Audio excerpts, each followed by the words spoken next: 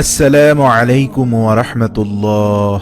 সুপ্রিয় আলোর পথের দর্শক মণ্ডলী, আশা করি মহান আল্লাহ রব্বুল আলামিনের অশেষ মেহেরবানি ও দয়ায় আপনারা সবাই ভালো আছেন। প্রিয় দর্শক, আজকে আমরা আলোচনা করব রাতে ঘুমানোর আগেও ভুলে যে 5টি কাজ কখনোই করবেন না। প্রিয় দর্শক, বিস্তারিত জানতে ভিডিওটি শেষ পর্যন্ত দেখার বিনীত অনুরোধ করছি। প্রিয় দর্শক, ঘুমানোর সময় 5টি ভুল নিয়ে কথা বলবো, যে ভুল করলে আপনার জাগতিক এবং পরকালে অর্থাৎ দোজাহানের অমঙ্গল হতে পারে। 1. একাকী ঘরে ঘুমানো। প্রিয় দর্শক, একাকী ঘরে যথাসম্ভব না ঘুমানো, কারণ মানুষ একাকী ঘরে ঘুমালে নানাবিধ সমস্যা হতে পারে। 1. শয়তান তাকে কুমন্ত্রণা দিয়ে মন্দ কাজের দিকে প্ররোচিত করতে পারে। 2. তার হঠাৎ কোনো বিপদ হলে কোনো সাহায্যকারী না পেয়ে বড় ধরনের ক্ষতির সম্মুখীন হতে পারে। 3. একাকী ঘরে ঘুমালে পুরনো দিনের বাজে অভিজ্ঞতা এবং ব্যর্থতার কথাগুলো বারবার মনে পড়তে পারে এবং এতে সে আস্তে আস্তে মানসিকভাবে বিষণ্ণতায় ভুগতে পারে। এজন্য কেউ কোনো ঘরে একা ঘুমানোর ব্যাপারে হাদিসে নিষেধাজ্ঞা রয়েছে। হযরত ইবনে ওমর রাদিয়াল্লাহু তাআলা আনহু থেকে বর্ণিত, রাসূলুল্লাহ সাল্লাল্লাহু আলাইহি ওয়াসাল্লাম কোনো ঘরে একাকী রাত যাপন ও একাকী সফর করতে নিষেধ করেছেন।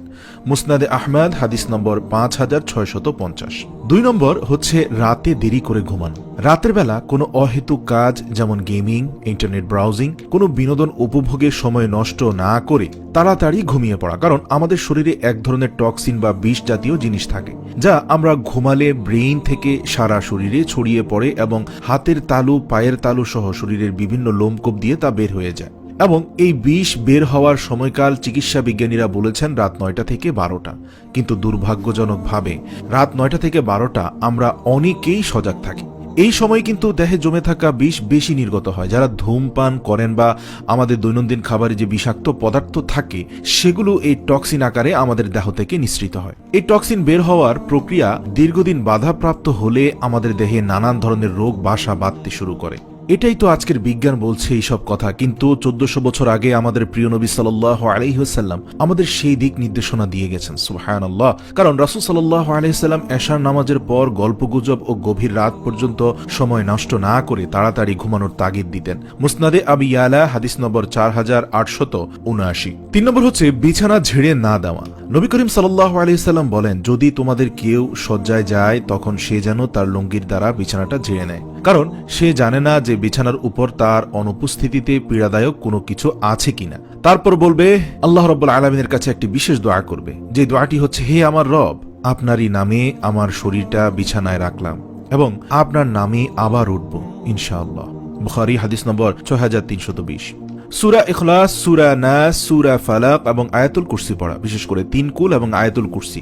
3 কুল বলতে কুল হুয়াল্লাহু আহাদ, কুল আউযু বিরাব্বিল ফালাক, কুল আউযু বিরাব্বিন নাস, এবং আয়াতুল কুরসি মানে হচ্ছে আল্লাহ লা ইলাহা ইল্লা হুয়াল হাইয়ুল কাইয়্যুম, এভাবে শেষ পর্যন্ত।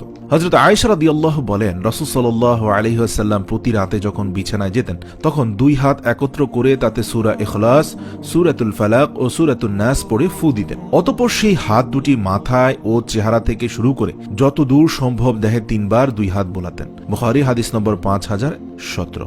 সুবহানাল্লাহ। আয়াতুল কুরসি ব্যাপারে রাসূল সাল্লাল্লাহু আলাইহি সাল্লাম বলেন, তুমি যখন শয্যা গ্রহণ করবে তখন আয়াতুল কুরসি পড়বে, তাহলে আল্লাহর পক্ষ থেকে সর্বদা তোমার জন্য একজন রক্ষক ফেরেশতা নিযুক্ত থাকবেন এবং সকাল পর্যন্ত শয়তান তোমার কাছে আসতেও পারবে না। বুখারী হাদিস নম্বর 2311।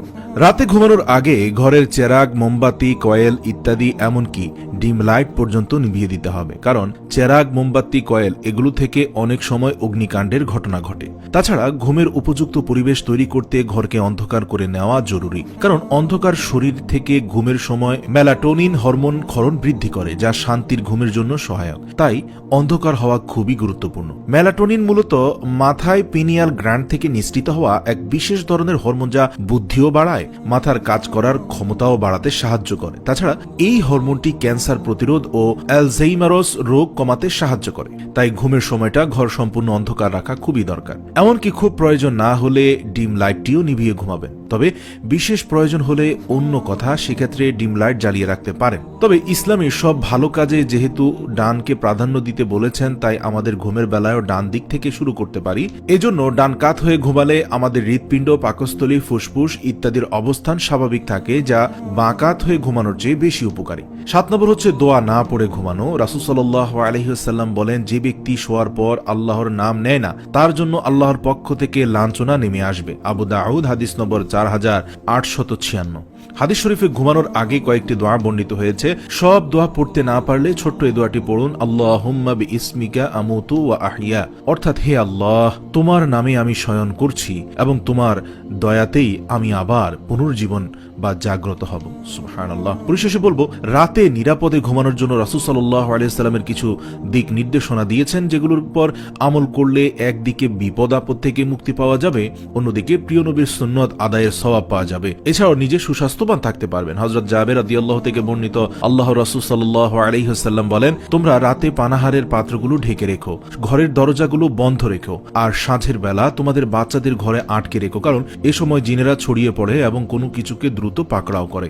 নিদ্রাকালে বাতিগুলো নিভিয়ে দেবে, কেননা অনেক সময় ছোট ক্ষতিকারক ইঁদুর প্রজ্বলিত সালতেযুক্ত বাতি টেনে নিয়ে যায় এবং গৃহবাসীকে জ্বালিয়ে পুড়িয়ে দেয়। সহিহ বুখারী হাদিস নম্বর 3316। অর্থাৎ বর্তমান এই সময়ে আমরা যে কয়েল জ্বালিয়ে ঘুমিয়ে পড়ি, এটি অত্যন্ত মারাত্মক ও বিপজ্জনক হতে পারে। আল্লাহ রাব্বুল আলামিন আমাদেরকে এই বিষয়ে সতর্ক থাকার তৌফিক দান করুক, কারণ এটি থেকে আগুনের সূত্রপাত হতে পারে। আমরা ঘুমিয়ে থাকা অবস্থায় যদি ঘরে আগুন লেগে যায়, আল্লাহ না বাঁচালে আমাদের মৃত্যু নিশ্চিত। সুতরাং সতর্ক থাকা বান্দার কাজ, আর আল্লাহর উপর তাওয়াক্কুল করাও বান্দার কাজ। প্রিয় দর্শক, যদিও 5টি পয়েন্ট বলার কথা ছিল, বাড়তি আরো 2টি আলোচনা করেছি। প্রিয় দর্শক, ভিডিওটি উপকারী মনে হলে অবশ্যই তা শেয়ার করে অন্যান্য ভাই বোনদেরকে জানার সুযোগ করে দিন। হতে পারে আপনার একটা শেয়ারের কারণে বহু মানুষ বিপদ থেকে বাঁচতে পারে এবং বহু মানুষ উপকৃত হতে পারে, যা আপনার জন্য একদিকে মানব কল্যাণ, অন্যদিকে সওয়াবের কাজ করা হয়ে গেল। আল্লাহ আমাদের সবাইকে আজকের আলোচ্য ভুলগুলো না করার জন্য তৌফিক দান করুক এবং আমাদের এই বিষয়গুলো সতর্কতার সাথে মেনে চলার তৌফিক দান করুক। আল্লাহ সবাইকে সুস্থ রাখুক। ওমা তৌফিক ইল্লা বিল্লাহ।